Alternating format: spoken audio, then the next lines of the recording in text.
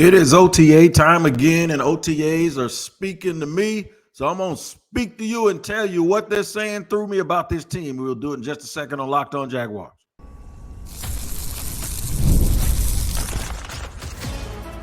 You are Locked On Jaguars, your daily Jacksonville Jaguars podcast. Part of the Locked On Podcast Network, your team every day. Is your team every day here on Locked On Jaguars, and we thank you for making us your first listen. I am Tony Wiggins, the host of said podcast that you can find over on the YouTube page. Make sure you go over there to Locked On Jaguars, hit the like button, hit the subscribe button, and hit that bell so you get notifications each and every time we drop an episode. And then when you're sneaking at work or in your car driving or cooking and you can't watch, make sure you listen wherever you get your audio podcast and check in every single day so you do not miss an episode of the Locked On Jaguars podcast. And today's podcast and show is brought to you by FanDuel. Make every moment more. Right now, new customers get $150 in bonus bets with any winning $5 bet.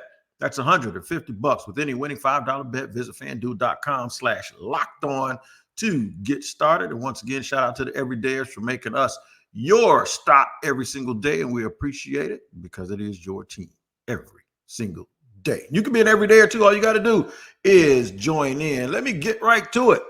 It's OTA time. I'm going to tell you where we're going to end up. We're going to end up talking about 2-for-1 with young players. What do we mean by 2-for-1? The Jaguars only had one draft this year. Yeah, but they had two in the last 2 years, and a whole bunch of the dudes from the first year didn't play. Have they developed? Doug Peterson talked a little bit about what this time of year is about, how pleased he is with the development of those players. So if they can get contributions from those players along with the new ones, then they get an infusion of young talent on this team all in one season. We'll talk about that.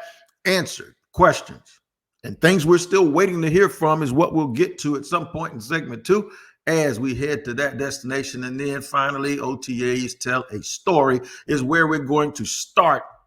And this will give us a little bit of an overview of everything we're going to do. So let's park right there. Another day of OTAs a day. I listened to Doug Peterson talk to the media, talked about development, talked about leadership, talked about players being where they're supposed to be. And I like that aspect of it because we want answers for the whole season. We want big picture answers for what is the team, who are they, where are they?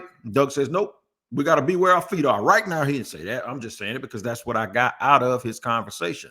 But right now, you got to be where your feet are. Whatever you're supposed to be doing right now, you got to do it because you're not going to have a chance to come back and redo it. Because if you don't do it, you're going to get to a point at some point in the season where you're going to say, whoop, we missed that. We didn't do it. And it's too late because now you got to learn on the fly. And usually you lose when you try to learn on the fly. So just like I talked about during the draft process where eval is eval, right now development is development. So the way that I look at this, and let me just do this, and this is just my example I'll give you an example. We used to teach, when I taught barber school, when I taught Cosmos, there were people enrolling every day and they were starting every week. We didn't have there's a beginner's class, but after the beginner's class, when they came in after like 4 weeks, in their 5th week, they just jumped on the wheel wherever we were. All right, so let me explain how that relates to this.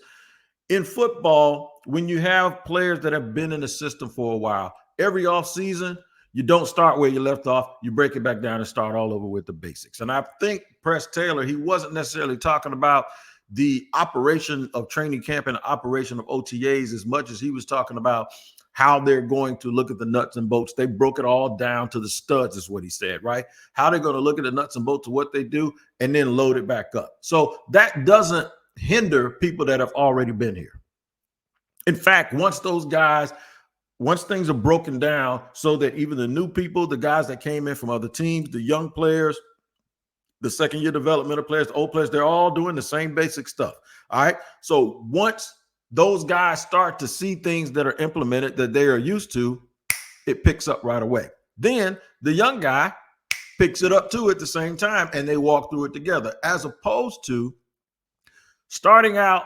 That's like if I started this podcast talking about the same thing I was talking about yesterday, but I never gave any backdrop on what I talked about yesterday.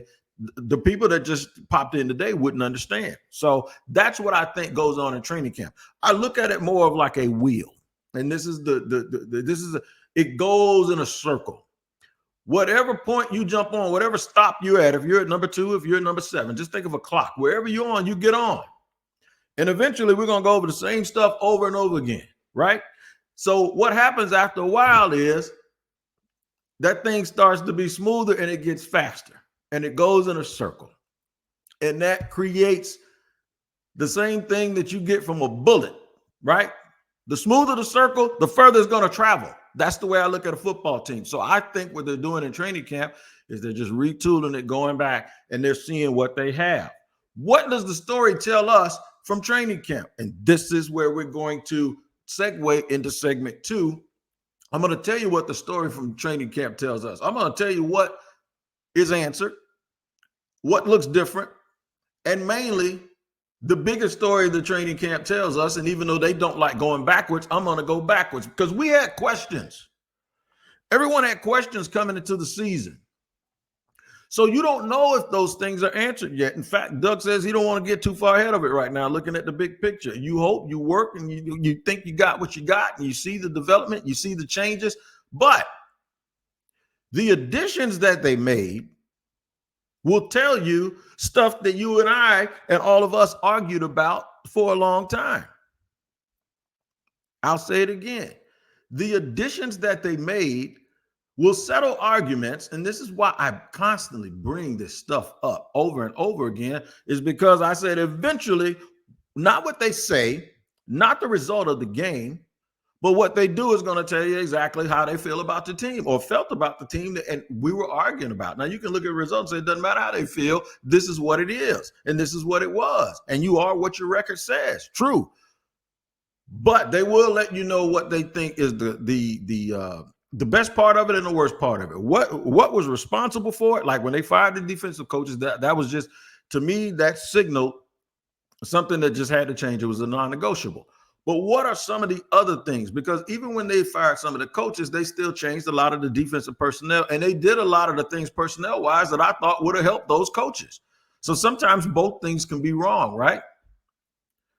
So a lot of the times last year, some of the things that we fussed about, they probably would agree because it became obvious that the Jaguars weren't physical. It became obvious that they didn't have enough playmakers. It became obvious that they didn't protect the quarterback up front in the middle of it became obvious that they weren't very good at run blocking, especially in short yardage. It became obvious that they needed a red zone target and a catch radius wide receiver. It became obvious that they needed depth at linebacker, and it became obvious they were going to have to go and retool the secondary and get a little bit younger.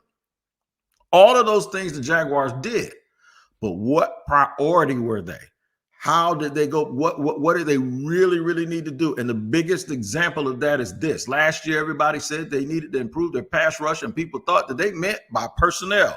No, they meant by scheme, and they meant by player development, because they actually didn't go out and add anyone, and it improved. So they will tell you through their activity and their actions exactly what they think the problem is and what they need to change about the team. And so far, I've noticed a couple of things that they've done. So we're going to talk about things that they've changed, things that they hope change, not just from a physical or a visual perspective, but they change from the inside and how they move a little bit different. So I'll say answer questions and still waiting, because some things we're going to have to wait on until they get pads, until they actually play other opposition. But I'm going to point out some things that OTAs and this season of acquisition have taught us about the Jacksonville Jaguars and why I think it's significant and why I think it's a room for optimism. And we'll have to see if they're right. And we'll talk about all of that stuff here in segment 2. We're going to talk about answered questions and things we are still waiting on the answer for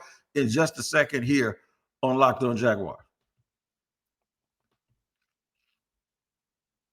I have to let you know about today's sponsor, and that is FanDuel. That's right. It's winner take all time in the NBA and the NHL, and FanDuel's giving you a shot to bring home a big win of your own. Right now, new customers get $150 in bonus bets with any winning $5 bet. I'll say that again. New customers get $150 in bonus bets with any winning $5 bet. That's $150 to bet on spreads, money lines, and player props, and more. Visit FanDuel.com/lockedon and make every playoff shot count. FanDuel is America's number one sports book. That's right, man. Make sure you go to FanDuel.com, look at all of the odds, get all of the information. They're giving you everything. You'll know who's hurt, who's not hurt, and make sure you get in on it. Right now, new customers get $150 in bonus bets with any winning $5 bet at FanDuel.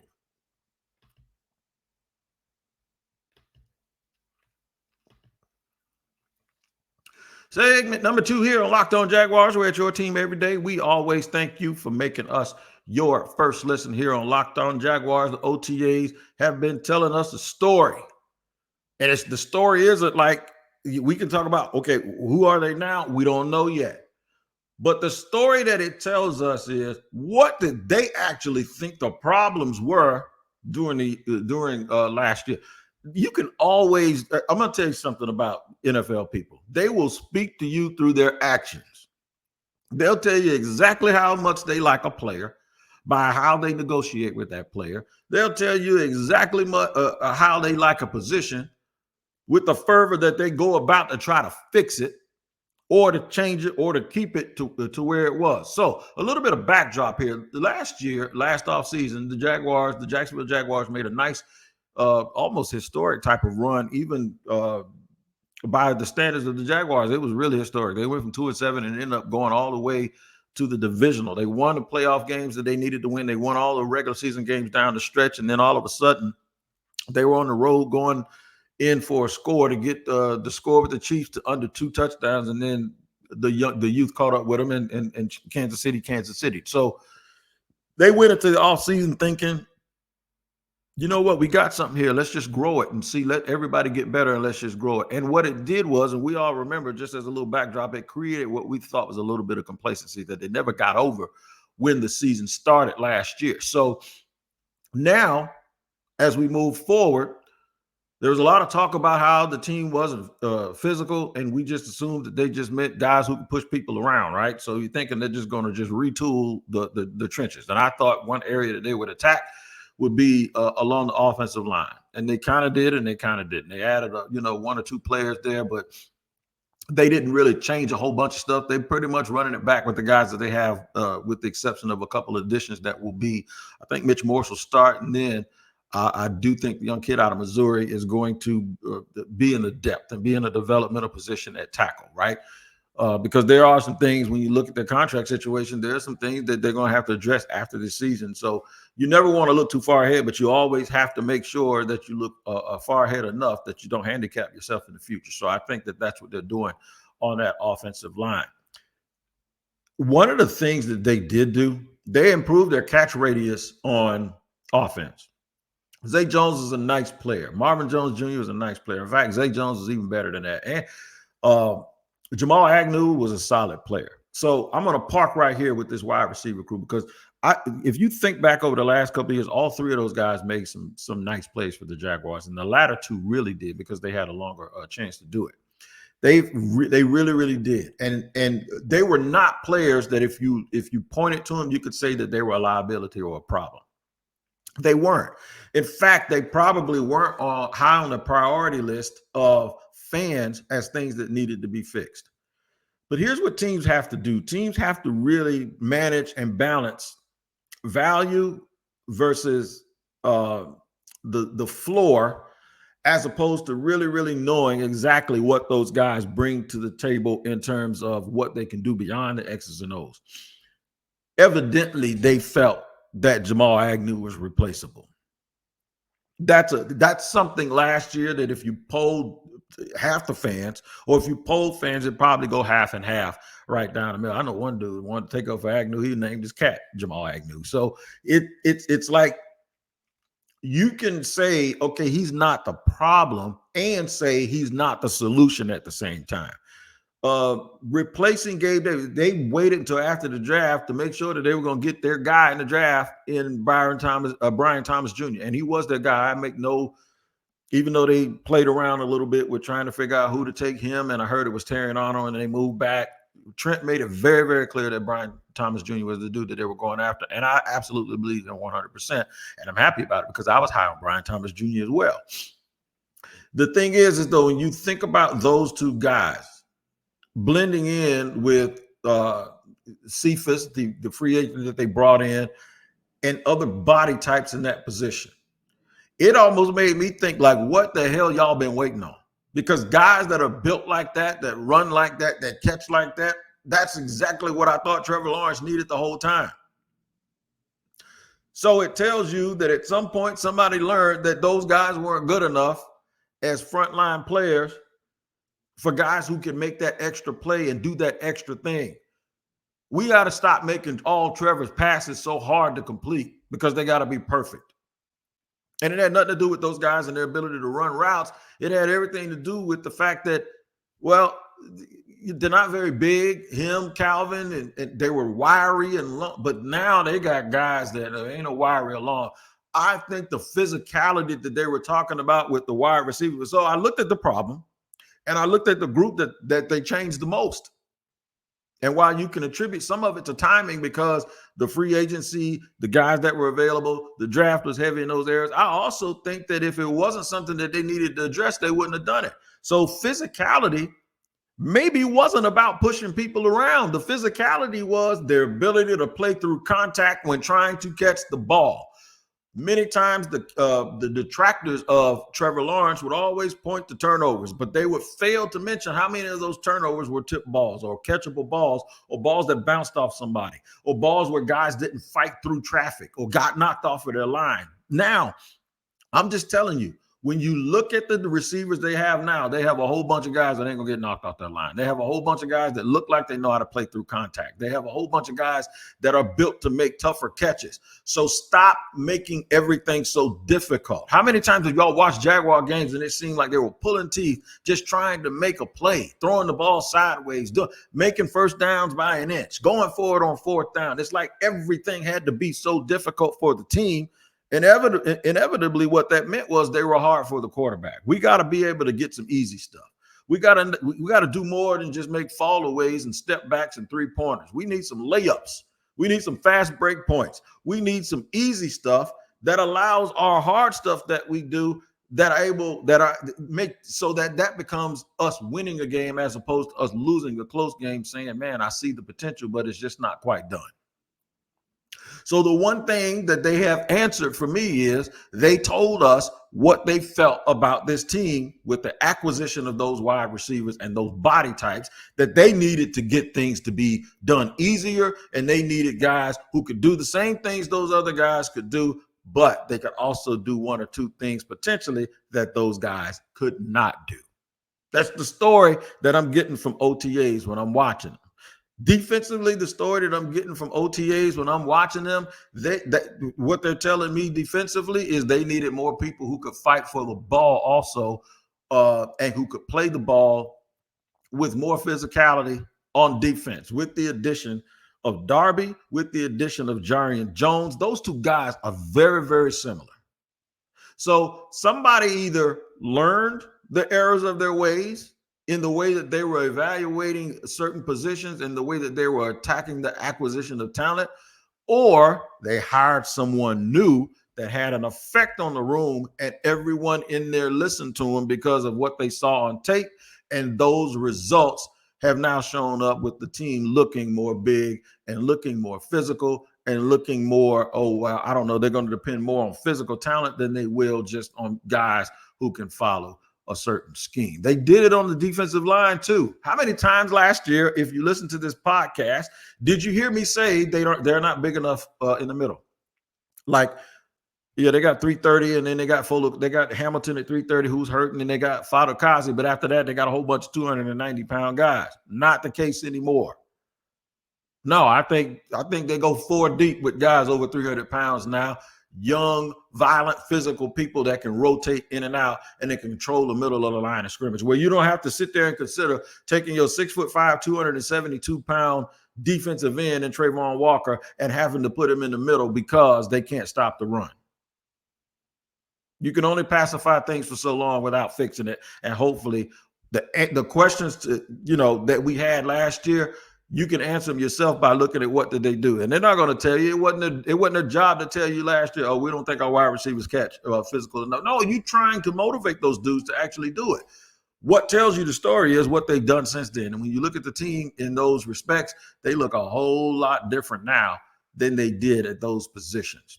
Are you watching Fox Sports or ESPN on your TV all day? Have to turn down the volume when somebody disagrees with Stephen A. or whoever? Well, with all that shouting, then make the switch to Locked On Sports Today, a free 24/7 streaming channel programmed for you every day to bring you the biggest stories without all the screaming. Locked On Sports Today brings you can't miss analysis, opinions, and news streaming 24/7 on YouTube or the free Amazon Fire TV channels at part of the Locked On Podcast Network. Your team every day. That's exactly who I am. I'm going to tell you why a 2-for-1 with young players might be on the horizon for the Jacksonville Jaguars, since a lot of those young players did not play last year. We'll get right into that in just a second here on Locked On Jaguars in the final segment.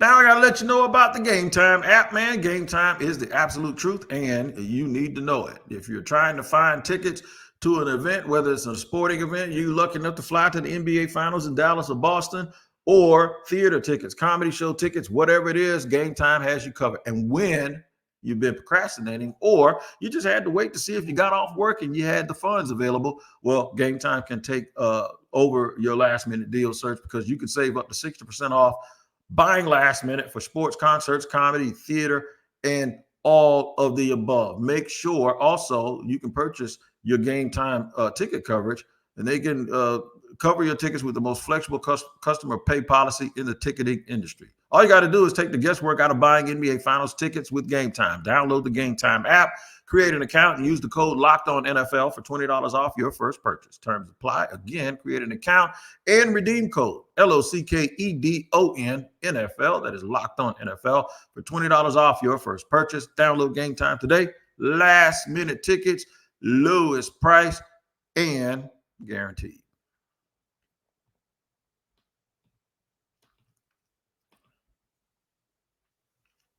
Third and final segment here on Locked On Jaguars, where it's your team every day. We thank you for making us your first listen here on Locked On Jaguars. We're talking a lot about what OTAs, the story that OTAs, if we really pay attention to what OTAs are, instead of looking at it for what it is, it'll also tell you what it used to be. So people say, Wig, why are you looking backwards? What does it matter? Well, what does it matter is this.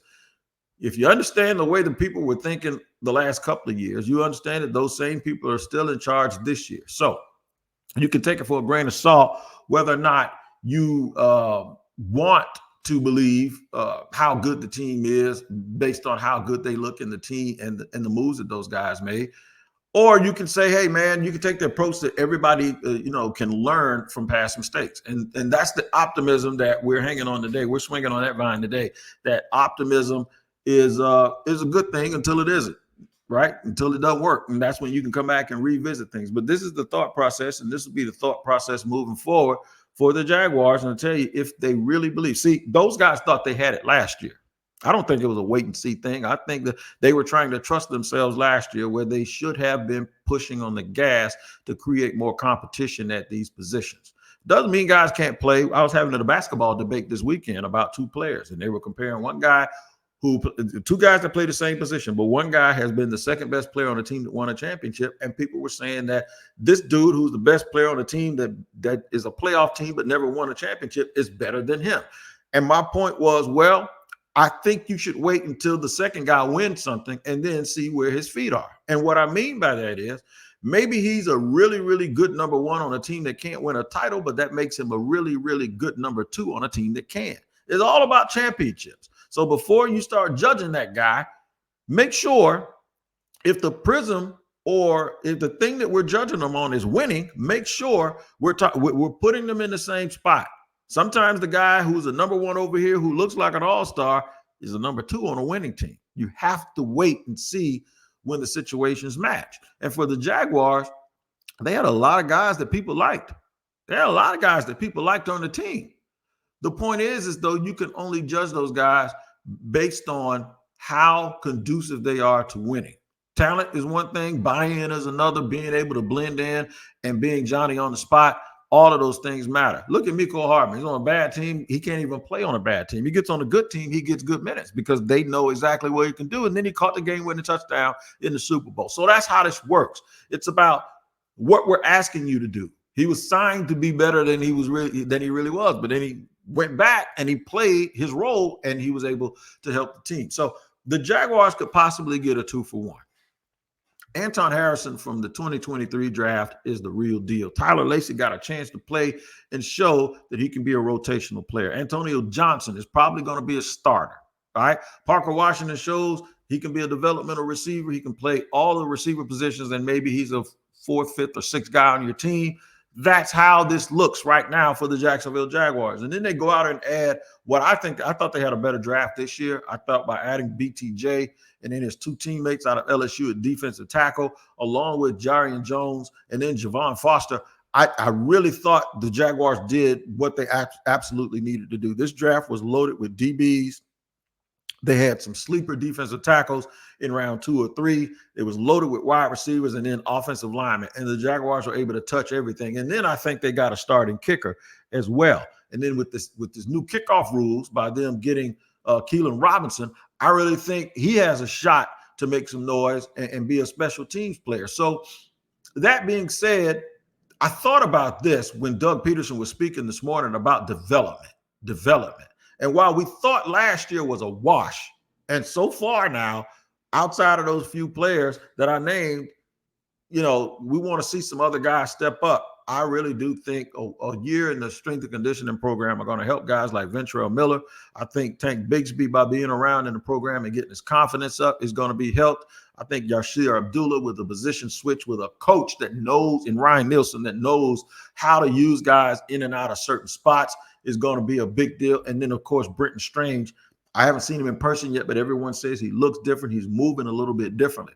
Could it be that the Jaguars really did use last year as a development, almost a farm system for a lot of these players, and you're going to get a big bump up in production from a lot of guys? I'll tell you why this is very, very critical. And it might not be as much for this year. Anything you get from those guys this year lets you know where you are in your development stage, right? But it could teach us all a lesson that we don't write drafts off right away. We have to wait for a while. Now, we might have thought the Jaguars went this route a little bit too early, but if it pans out, it doesn't matter whether they did it early or not, as long as they were able to correct it and they were able to still get some production. So I really believe that with Trevor Lawrence's extension coming up and other guys having to be repaid, all of those dudes from the 2020-21 draft that they're going to want to retain and keep, those guys got to be paid. The best thing that can happen to this team is a lot of those dudes from last year step up and they can be role players. That is the best thing that can happen to this team, because now you don't have to go out and overspend on keeping people. You don't have to go out and overspend on replacing people. And this will give you a chance to have a whole bunch of your team intact and ready to go for the next 2 or 3 years without having to do a whole bunch of reshuffling. And that's where you can get some consistency. So look at what the Jaguars did or are doing in the past, and that shows you what their thinking was last year about who they were, where they needed to go.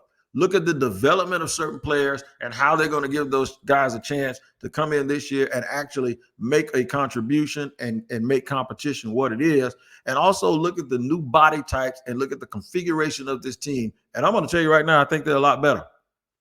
We just got to see if they can pull it all together and how fast they can pull it all together, because everyone around them is getting a lot better too. I will have a report about OTAs tomorrow and what was seen on the field from those guys, but make sure you tap in every single day here on Locked On Jaguars to make sure you don't miss an episode of Locked On Jaguars. And Locked On has launched the first ever national sports 24/7 streaming channel on YouTube, and now it's also available on Amazon Fire TV and the free Fire TV channels app. Locked On Sports Today is here for you 24/7, covering the top sports stories of the day with local experts of Locked On, plus our national shows covering every league. Find Locked On Sports Today now available on the free Fire TV channels app. All right, man, we're back in the swing of things, and we're going to be talking about OTAs and developments every single day. And is there a veteran out there that the Jaguars could go and add, maybe in a problem spot that you see? Well, we'll see. We'll have to see if that happens. We'll keep our eye on it. Until tomorrow's episode, you guys take care of yourself, and we'll do the same here on Locked On Jaguars, where it's your team every day. We always thank you for making us your first listen.